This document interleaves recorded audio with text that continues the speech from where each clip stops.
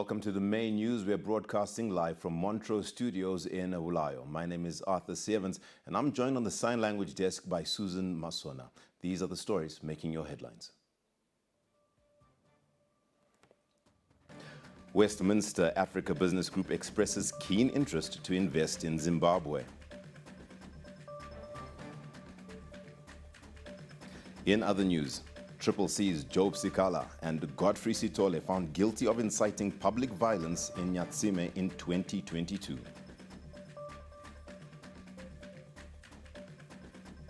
And in sport, Caps United sign 8 new players ahead of the 2024 Casa Lager Premier Soccer League season. These and other stories will follow during our bulletin, but first, the newly sworn-in Health Service Commission has pledged to improve health service delivery in the country. We get more from our diplomatic correspondent, Josephine Mugio. 7 members of the Health Service Commission and 2 members of the Public Service Commission took their oaths of office before President Emmerson Mnangagwa at State House in Harare this Wednesday. Chaired by Dr. Vincent Hungwe, other members of the Health Service Commission include Dr. Abigail Kangwende, who is the Deputy Chairperson, Brigadier General retired Dr. Gerald Gwinji, Dr. Edward Makondo, Mr. Engelbert Mbengwa, Mrs. Josephine Mwakutuya, and Mrs. Messi Gwaunza. The 2 members who have been added to the Public Service Commission are Ambassador James Manzou and Dr. Millicent Mombeshora. Dr. Hungwe says the Commission is ready to work with the Minister of Health and Childcare to come up with strategic interventions to improve service delivery. One of the most important institutions that is responsible for health service delivery in our country is the Ministry of Health and Childcare. And the Minister of Health and Child Care requires support of the Health Service Commission in terms of more clearly define its strategic intents, its organizational purpose, and also the nature of the strategic interventions that it is going to drive forward in the area of health service delivery. Meanwhile, Dr. Mombeshora says the Public Service Commission is seized with improving working conditions for the civil service. I think the greatest thing that we need to look at, based on what we've been observing and what has been happening, is looking at the conditions of service for the civil service so that they are improved, they are motivated, and that they deliver to the expectations of the citizens of Zimbabwe. The Commission has an oversight role of keeping line ministries in check in the execution of their duties. Josephine Mugio, ZBC News, Harare. The Westminster Africa Business Group has expressed willingness to invest in Zimbabwe after paying a courtesy call on President Emmerson Mnangagwa at State House in Harare this Wednesday. Zimbabwe remains open to investors, with the Second Republic coming up with policies to ensure the country has favorable conditions to attract foreign direct investment. The latest group to visit the country is the Westminster Africa Business Group, which is in Zimbabwe to explore investment opportunities in various sectors of the economy. The group was at State House in Harare this Wednesday, where they had a fruitful meeting with President Emmerson Mnangagwa.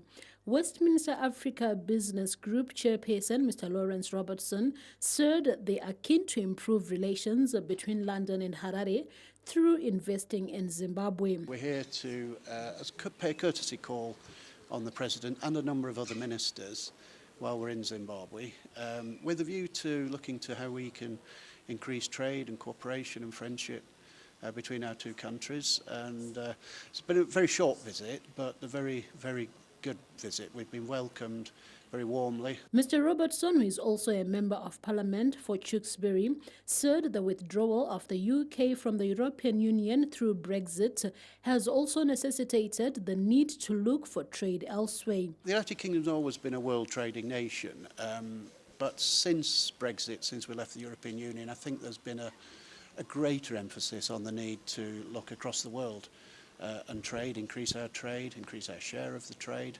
across the world. London and Harare relations are on the mend after a long standoff brought about by the land reform program. Last year, President Mnangagwa was invited to attend the coronation of King Charles III, an indication of the thawing of relations between the 2 countries. Josephine Mugio, ZBC News, Harare. Our news desk can confirm that President Emmerson Mnangagwa has appointed Honorable Sleiman Timias Kwidini and Honorable Rajesh Kumari Modi as deputy ministers with immediate effect. In a statement, Chief Secretary to the President and Cabinet, Dr. Martin Rushwaya, said Honorable Modi is appointed Deputy Minister of Industry and Commerce, while Honorable Kwidini has been appointed Deputy Minister of Health and Child Care. Moving on, the Zimbabwe Republic Police is set to benefit from the excellent relations between Zimbabwe and Belarus through capacity-building programs and the exchange of modern equipment. The Internal Affairs for the Republic of Belarus, Mr. Ivan Kubrakov, and Zimbabwe's Minister of Home Affairs and Cultural Heritage, Honorable Kazembe Kazembe, signed bilateral agreements in Harare this Wednesday. The agreements are expected to go a long way in improving the operations of the police service in Zimbabwe. We have agreed to cooperate in a number of policing areas. We have agreed to cooperate in training, exchange of technology, and all the rest of it. So we are very excited that a discussion that we started in Belarus, it has come to fruition, courtesy of our two heads of state, His Excellency our President and the President of the Republic of Belarus. The key point of this document is providing safety for citizens of the Republic of Belarus and for the citizens of the Republic of Zimbabwe, wherever they are. Besides, we have also decided to exchange the trainees for training courses for both sides, for Belarus and Zimbabwe. The ZRP will benefit through the training programs and advanced technological equipment from Belarus. As the chairman of the Defense, Home Affairs and Secret Services, I came here to witness a sign of the memorandum of understanding between Belarus and the Ministry of Home Affairs. To us as a committee, this is the right way to go, because currently we know that the allocation, the budget which we allocated to the ministry is not adequate. We need to have peace and security in the country, so we need to equip our police force. So if you find friends who come here and say we are ready to come and help to assist in the training of your people and also equipping them, it's a right thing to be appreciated. Accompanied by Minister Kazembe, ZRP Commissioner General Godwin Matanga and senior police officers, the Belarus delegation went on a tour of various ZRP establishments in Harare. The Republic of Belarus has been supportive to Zimbabwe through cooperation in various sectors including business, agriculture and transport, among others. On the agriculture front, Zimbabwe has benefited through the Belarus mechanization program, while in transport, the country has received buses which have boosted the Zimbabwe United Passenger Company's fleet. Tarema Duyu, ZBC News, Harare. Zimbabwe and Cuba are set to further deepen their ties, with Cuban Vice President Honorable Salvador Valdez Mesa expected in the country for a high-level visit. The Cuban vice president is expected in the country on Friday for a high-level visit that is expected to further cement the deep ties that exist between the two countries. Cuba's chargé d'affaires, Ms. Yenelise Vuma Referes-Linez, met Foreign Affairs and International Trade Minister, Ambassador Frederick Shava, in Harare this Friday, where they deliberated on the impending visit. We exchanged about the visit we are preparing of the Vice President of the Republic of Cuba that is arriving to Zimbabwe after participating in the G77 plus China and non-aligned movements summits in Uganda. Afterwards, he's paying a visit to Tanzania, and he will visit this brother country of Zimbabwe. Zimbabwe and Cuba cooperate in various fields, with 16 members of the Cuban Medical Brigade in Zimbabwe, along with 4 lecturers at Bindura University of Science Education under the Health and Education Agreements. Olin Ndori, ZBC News, Harare. Next, we take to the skies, where the transformation of Air Zimbabwe is on course after the national airline took delivery of a new aircraft as the national flag carrier continues to expand its operations. The drive to revitalize the national airline, Air Zimbabwe, is progressing well as the national flag carrier works on procuring new aircraft to boost its fleet. Transport and Infrastructural Development Minister Honorable Felix Mona launched a 50-seater Umbria ERJ-145 procured by Air Zimbabwe at the Robert Gabriel Mugabe International Airport this Wednesday. Procurement of this asset reaffirms His Excellency the President of the Republic of Zimbabwe, Comrade Dr. Emmerson Mnangagwa's vision, which seeks to grow Zimbabwe to be an upper middle income economy by the year 2030, where air transport through the exploits of our national flag carrier plays a critical role in enabling this endeavor. The growth of Air Zimbabwe facilitates the opening and connection to markets. It facilitates trade and enables industries to link into global supply chains. The new aircraft is expected to see Air Zimbabwe growing and increasing frequency on its domestic and regional routes. The Embraer fleet that shall be used to grow our domestic and regional routes, whilst our Boeing 737 will operate our Harari Dar es Salaam route, and our Boeing 767 will specifically concentrate on cargo and passenger charters, whilst we explore other routes. It is therefore important to encourage Air Zimbabwe to increase its operations mostly in the domestic and regional market, where they used to command a big market share. Air Zimbabwe is pursuing a turnaround and growth strategy hinged on recapitalization through acquisition of new planes and route network expansion. John Nandara, ZBC News, Harare. Government is set to roll out a cholera vaccination program, beginning with hotspots as part of measures to contain the epidemic.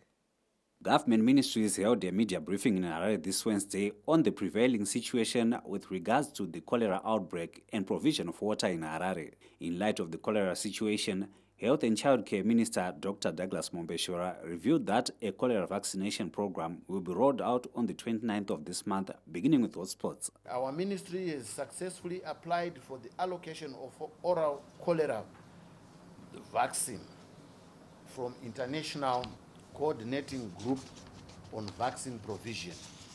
This year, with the initial 892,286 doses coming into the country by January 28th this year.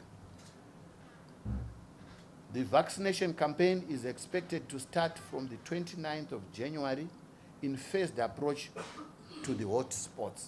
Turning to the water situation in urban areas, government revealed that funds will be availed for short-term measures. Harare, when do we get to 120 megalitres a day? The 120 megalitres a day is determined by the capacity of the two treatment works, Prince Edward and Moto Jeffrey. So when they are operating at full capacity, their daily production is 520. That is what we want to get to. We had hoped to get to 520 during the first 100 days. That was not possible because some clarifiers at Moto Jeffrey required repair.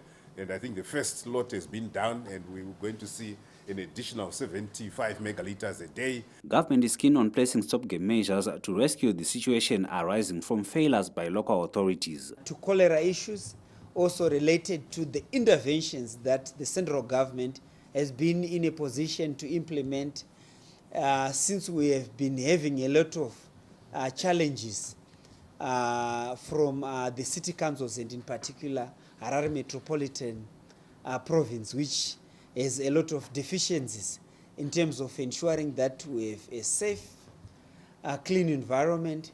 So the central government, under the leadership of President Mnangagwa, has managed to implement a number of measures in order to ensure that we have a practical, achievable, solid waste management plan.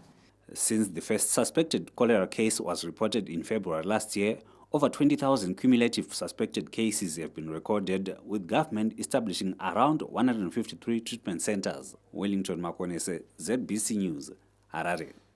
It is said that delay is not denial. Well, Bulawayo's Egodini bus terminus project, which has been the subject to false starts in recent past, is finally taking shape, with the first phase comprising modern vending stalls and taxi bays now complete. We're here at Egodini Terminus, where the first phase of the taxi rank, trader stalls and public ablution facilities is set to restore order and sanity in the city of Bulawayo. Siqale ngokufaka ifacility yethu yama-taxi ngoba le yiyo ezancedisa uBulawayo ukuthi i-congestion ekhona e-town yama-taxi lama informal trade siyehlise kancane. Into eqhakatheke kakhulu ukuthi ama-taxi aphenduke lapha ekhaya. Then okunye esikwenzayo ukuthi ama-informal traders wethu bona bayi-1167 okumele bangene la. Into esesiyenzile is ukuthi sifuna ukuthi bangene ngama-batches. The vending stalls are designed in a model manner with storage and display facilities as well as solar backup. To be a merchandising area where they'll be able to display their wares and to present a pleasant shopping experience to the city's residents as they come through. We've got a fully covered roof with insulation. In line with health and sanitation standards, the facility includes water and over 40 ablution facilities. We're aware of the concerns around cholera and health and safety, so this is what we have provided here at the ablution block, and further down in the vendor stalls there's another drinking fountain. Egodini Terminus will service western suburbs mainly, the likes of Nkulumane, Culture Park and Ntombane, and this will help ease congestion in the CBD. Lisa Masuku, ZBC News, Bulawayo. Something else that Bulawayo is looking forward to are the by-elections set for the 3rd of February, which are drawing closer. In particular, the people of Pelandaba Chabalala constituency, where they are of a clear mind as towards the type of leader that they want. A survey carried out by ZBC News in the constituency revealed that the electorate is looking for a development-orientated leader who will prioritize the needs of the constituency. So all roads leading to the by-elections on the 3rd of February. Well, with that, we will take a break. But in case you want to get more news, you can visit our website. It is www.zbcnews.co.zw. You can also visit our X handle. It is at ZBC News Online, just like our Facebook page, ZBC News Online. And you can also subscribe and hopefully like our videos on our YouTube channel, ZBC News Online. Well, stories still to come in the bulletin include: Triple C's Job Sikala and Godfrey Sithole found guilty of inciting public violence in Nyatsime in 2022. And in sport, Caps United sign 8 new players ahead of the 2024 Casalaga Premier Soccer League season.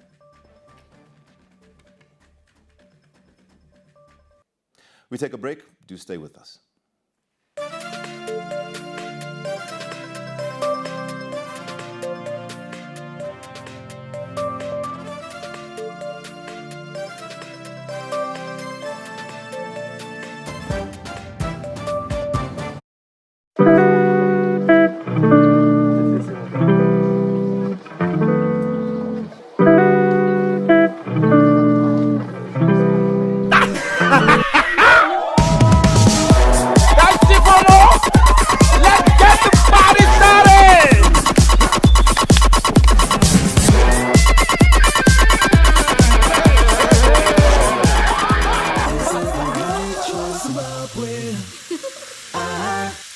It's time to get stepping, because if you upgrade your DSTV subscription now, we'll step you up to an even higher package. Respect that. Upgrade now and step up to even more action.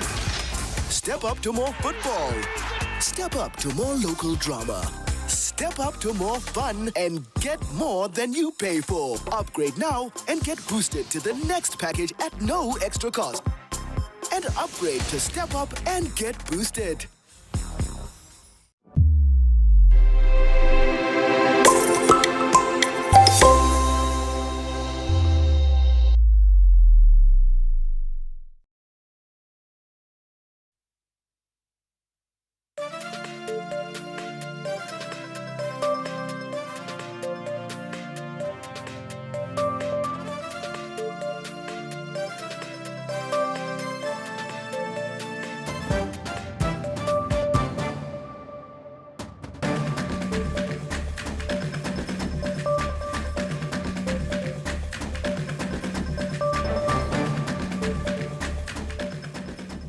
staying with us. And if you've just joined, we're broadcasting live from the Montrose studios in Bulawayo, and this is the continuation of the main news bulletin. Citizens Coalition for Change senior official Job Sikala and former Chitungwiza legislator Godfrey Sithole have been convicted for inciting public violence in 2022. The duo of Sikala and Sithole was found guilty after mobilizing opposition supporters to go on the rampage under the pretext that they were avenging the death of Mo Blessing Ali of Chitungwiza in 2022. In convicting the two, the magistrate noted that the videos posted by Sikala and Sithole had overwhelming evidence that led to the orgy of violence in Nyatsime. The magistrate also ruled that the video posed a risk of inciting violence as evidenced by what transpired in Nyatsime 2 days later on the 14th of June 2022, where houses, schools and shops were destroyed. It emerged that Sikala and Sithole organized lorries which ferried mourners to Ali's memorial service, which was rocked by violence. The duo will be back in court for mitigation on Monday. Meanwhile, the court has postponed the matter in which Sikala is accused of communicating falsehoods prejudicial to the state in 2021 to the 7th of next month. Allegations are that Sikala claimed that a baby strapped on its mother's back had been beaten to death with a baton stick by police officers in Harare. Sikala is also facing another charge of inciting public violence. Peter Chivima, ZBC News, Harare. Villagers in the Reume area of Shurugwi district are enjoying the fruits of government's partnership with the private sector after getting potable water through the sinking of boreholes in the community. The development has brought smiles to more than 500 villagers from Reume area in Shurugwi North constituents who were traveling long distances to fetch water. After the successful sinking of boreholes, villagers have lauded the public-private partnership which supports the Second Republic's vision of providing clean and safe water to the citizenry. Chibhorani ichi chatibatsira zvikuru nokuti tanga tichichera mvura kure zvisingaiti kumwe kwacho nokwa uchitobhadhara. Vanhu vachibva madistance akati kurei 5 km, 3 km, 2 km vachitsvaka mvura. Ezvinezvi taakungoti chero na2 chero makuseni chero nguva yavamuka unongotomuka vachichera vachiinda kumba. Zvino zvinhu zvose izvi korela yadove kure nekuti tawana nguva yekuti tiwane mvura padhuze. Shurugwi North legislator Honorable Joseph Mpasi is upbeat the water scheme will play a key role in transforming livelihoods while reducing the burden of traveling long distances in search of water. Senzvimbo ino vanhu havana mvura vari kumwa mukati murwizi, vamwe vari kufamba distance ndobva taisa mvura paya kuti pawana access yekuti vanhu vawane mvura yakachena. Government is prioritizing provision of clean water after setting a target of sinking a borehole in every village. Karejushe, ZBC News, Shurugwi. There's still more work being done across the country, and in this story, the Chisumbanje community is benefiting from various empowerment initiatives being spearheaded by ethanol giant Green Fuel, including drip irrigation and community kitchens. A group of 35 individuals are running viable community kitchens around Chisumbanje, while some have engaged in garment manufacturing to complement their drip irrigation initiatives, courtesy of ethanol producer Green Fuel, which is operating in the area.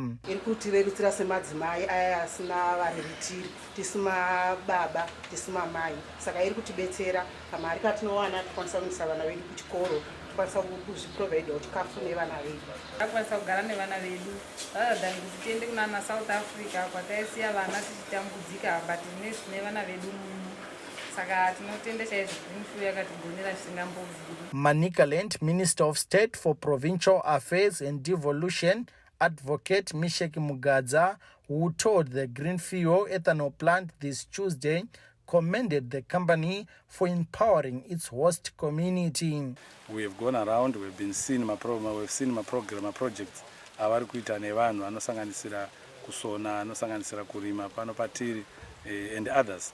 We are encouraging them and others to do more. We want more. Meanwhile, Advocate Mugadza met Chipinge district government heads of departments where the need to effectively implement the country's economic blueprint, the National Development Strategy 1, took center stage.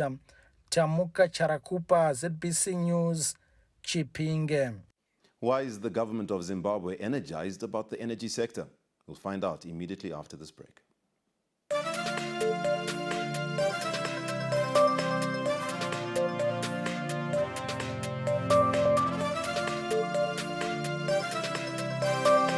This is a rider ad, and this is what a rider ad is all about. Expensive shooting is not a big deal.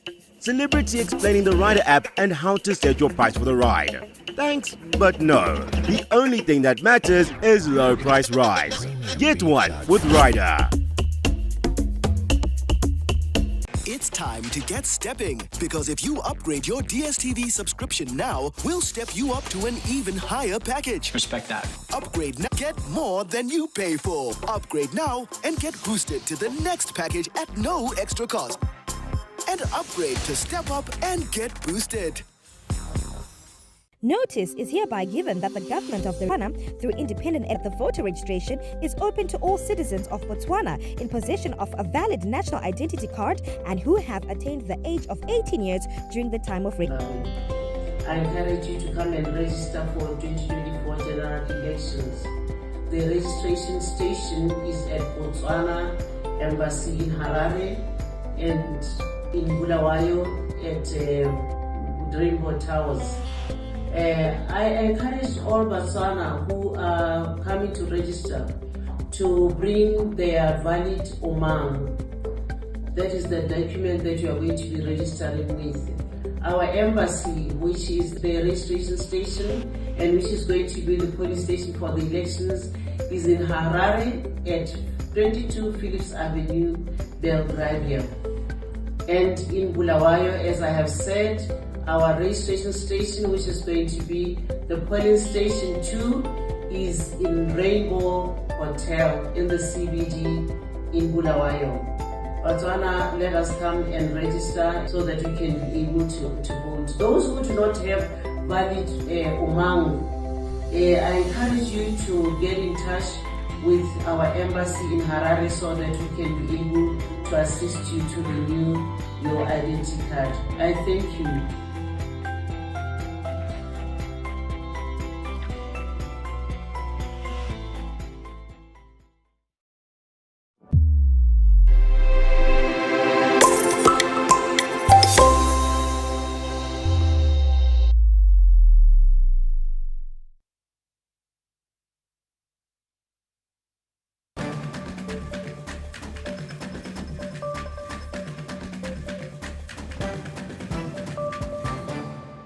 We continue with business news, where the government will be targeting foreign investors in the power sector value chains at the upcoming International Renewable Energy Conference, and will focus on power for the benefit of industry as well as commerce.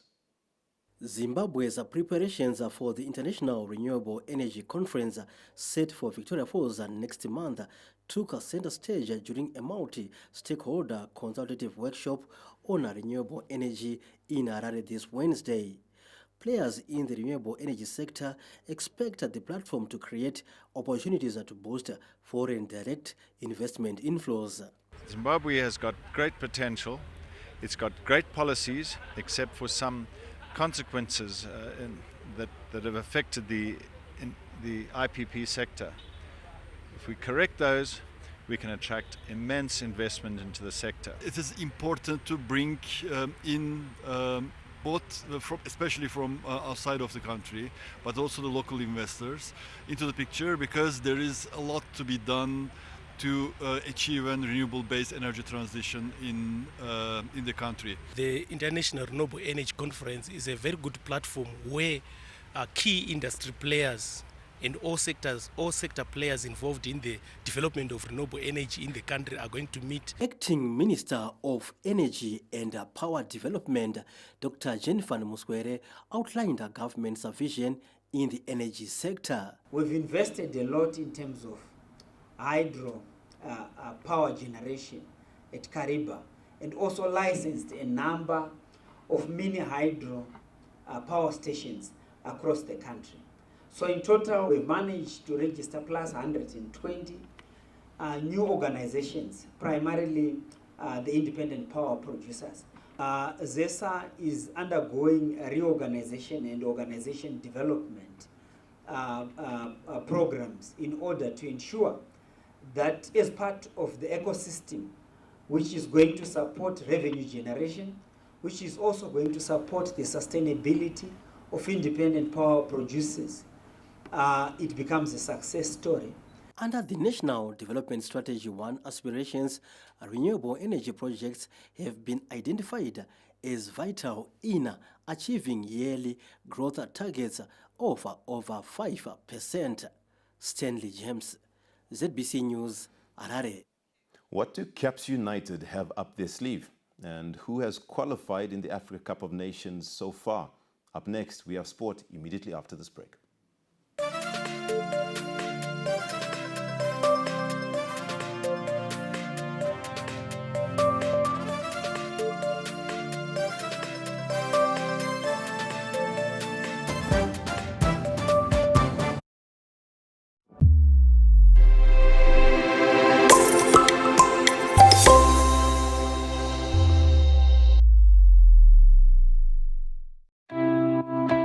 The Liquor Licensing Board under the Ministry of Local Government and Public Works is now accepting renewals for the fiscal year 2024 to 2025. Remember, all applications are done online at zimeservices.pfms.gov.zw. Simply attach A. Copy of the current license, B. ZBC radio or TV license, which is available at any ZBC office nationwide, and C. Health inspection report. For a liquor license, you need the following: 1. Letter of approval by local authority. 2. Health inspection report. 3. Copy of the approved plan. 4. Evidence of right of occupation. 5. Proof of publication in the Government Gazette and in the local paper LG1. 6. Affidavit. 7. Certified ID or passport for the licensee and the manager. 8.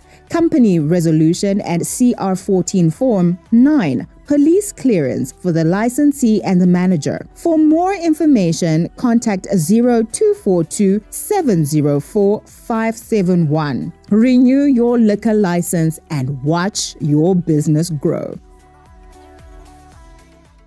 This is a rider ad, and this is what a rider ad is all about. Expensive shooting is not a big deal. Celebrity explaining the rider app and how to set your price for the ride. Thanks, but no. The only thing that matters is low price rides. Get one with Rider. The meaning of life is not to simply exist,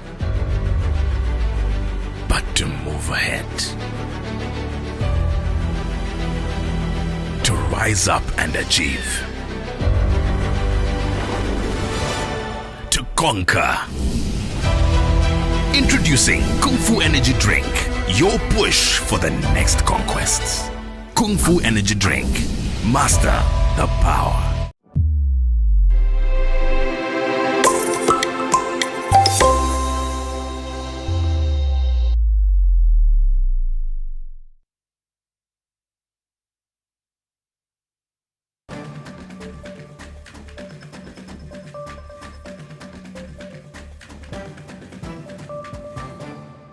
If there is strength in numbers, then Harare Giants Caps United potentially are looking very strong ahead of the Casalaga Premier Soccer League season, which starts off at the 24th of next month. They have signed no less than 8 new players to their squad.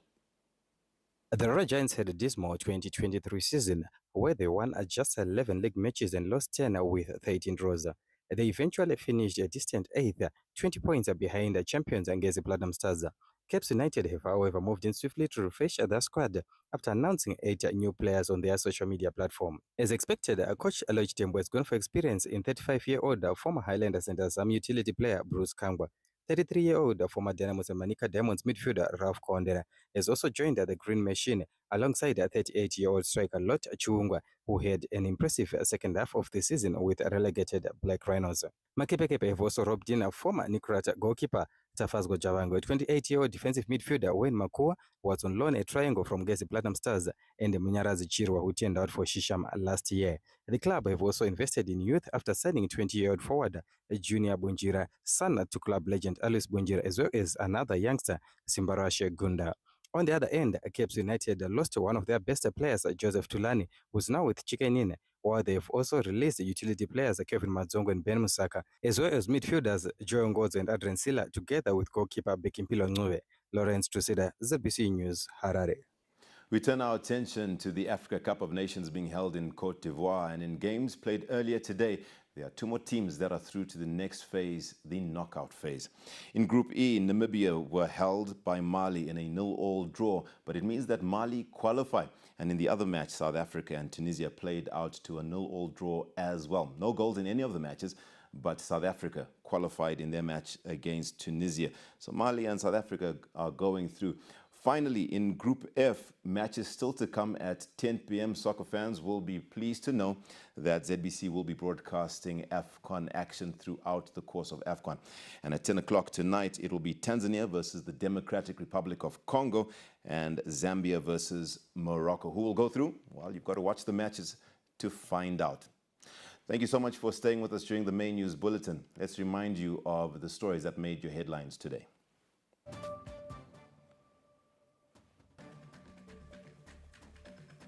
Westminster Africa Business Group expresses keen interest to invest in Zimbabwe.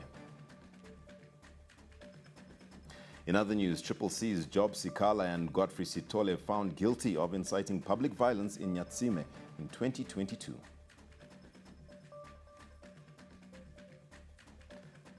And in sport, Caps United sign 8 new players ahead of the 2024 Casalaga Premier Soccer League season.